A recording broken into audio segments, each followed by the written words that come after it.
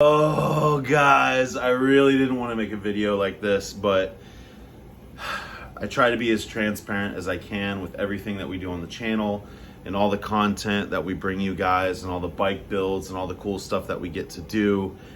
So I'm just gonna go ahead and rip the Band-Aid off. We got rid of the Ducati. Yeah.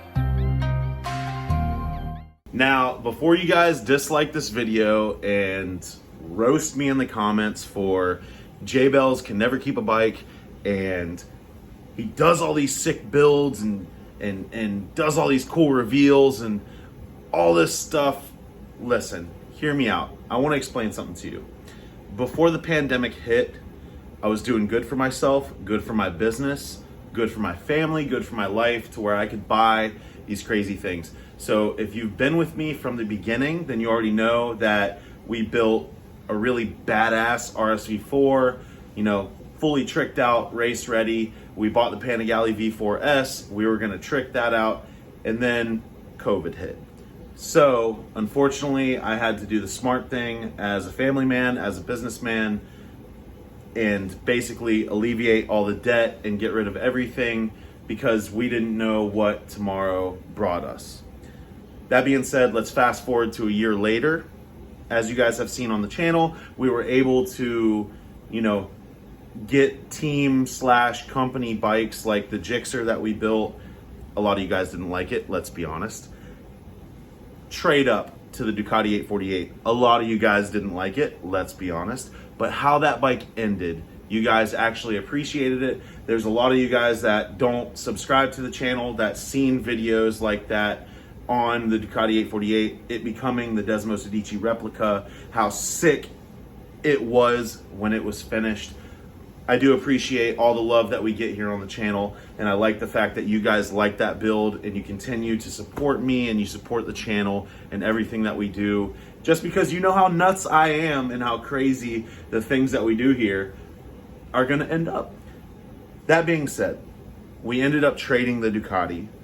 There's been a void that I've been trying to fill for so long since the pandemic hit, and I had to get rid of my Euro leader bikes. It doesn't matter what brand you ride, I really don't care about that. It's all about progressing yourself and being on a bike that you're comfortable with and have confidence pushing it to its limit and just getting faster, no matter if it's drag racing, straight line, roll racing, you know, closed circuit, dragging knee, dragging helmet, whatever you want to do, it doesn't matter. Always progress and keep moving forward. That being said, there's always this void that I've had since I've got rid of those bikes, those flagship bikes that I've been trying to fill with middleweights. One thing I will say, and this isn't a super long talking video, I hope you guys please stick around because it's going to be important, but I wanted to better myself as a rider. I know I have skill, I know I have talent, I know I'm overweight, you know, fluff you guys, but I wanted to better myself as a racer and a rider on track. So I ended up going the middleweight route so that I could hone my skills and become better as a rider. That's why we went the middleweight Gixxer route and then the Ducati 848 route. And I'll tell you, 100% it works. It's amazing. Anybody that hasn't done it, you should try it, progress throughout the bikes before you go to a leader bike, because a leader bike makes you lazy. Now that being said, there's always something that has always had my eye. You know, like you've got a faithful wife and a beautiful girlfriend, but that one thing that always catches your eye. And for me, that thing was the 2015 Plus R1. I've always had issues as far as when I would go up against them. They're fast, their corner exit is amazing, they handle great, they look spectacular, but I've always had that envy and that want to have one, and I was never going to be satisfied until I got on one.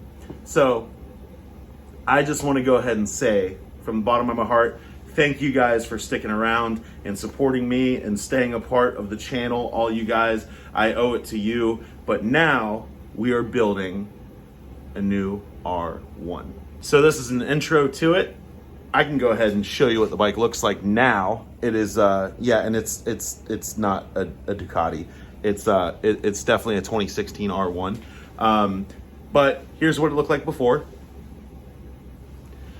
And we are building a full-on super stock race bike built, like to the tilt. I mean, I've got parts down here that you can't even see, but I promise they're coming in from different sponsors and companies that we're teaming up with and partnering with that have never been done on YouTube. So I'm super stoked to bring it to you.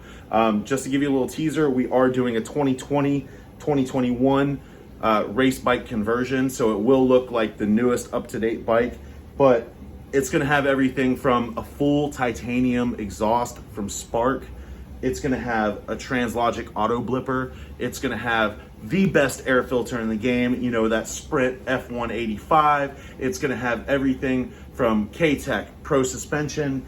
I can't even describe the build list that we have, because you'll go cross-eyed and be like, dude, that's just gonna be amazing. So I know that this is a talking video, and unfortunately I don't like making these videos because they're boring, and a lot of you guys just, well, you skip ahead and you go ahead and just say, Jay, that was a waste of my time. But if you have followed along and you've stayed to the end of this video, just know how excited I am to do another build for you guys and finally be on a bike that I've wanted to be on for so long and be back to where we started before COVID hit, but in such a better position.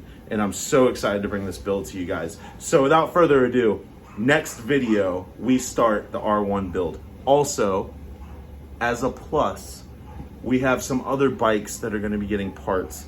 For instance, we have my teammate's bike, brand new RSV4 1100.